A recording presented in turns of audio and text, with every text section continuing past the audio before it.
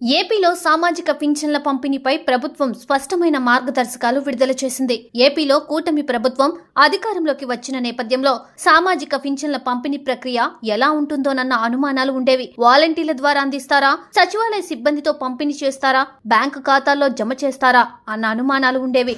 కానీ సచివాలయ సిబ్బందితోనే పింఛన్లు పంపిణీ చేస్తామని ప్రభుత్వం స్పష్టం చేసింది. తాజాగా పెన్షన్ల పంపిణీకి సంబంధించి కాల పరిమితితో సహా మార్గదర్శకాలను ప్రభుత్వం ఖరారు చేస్తూ ఆదేశాలు ఇచ్చింది. సామాజిక పింఛన్ మొత్తాన్ని 3,000 నుండి 4,000 రూపాయలకు పెంచిన సంగతి తెలిసిందే. వీరితో పాటు వివిధ లబ్ధిదారులకు సైతం పింఛన్ మొత్తం పెరిగింది. దీనిపై ప్రభుత్వం ఆదేశాలు జారీ చేసింది.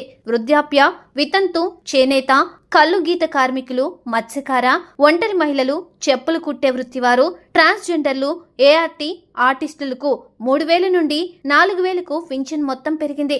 దివ్యాంగులు, కుష్ఠరోగులకు 3,000 నుండి 6,000కు పెంచారు. పూర్తి వైకల్యం ఉన్నవారికి 5,000 నుండి 15,000కు, తీవ్రమైన వ్యాధిగ్రస్తులు, కిడ్నీ, లివర్, గుండె ట్రాన్స్ప్లాంట్ చేయించుకున్న వారు, డయాలసిస్ రోగులు తదితరులకు 5,000 నుండి 10,000కు పెంచారు.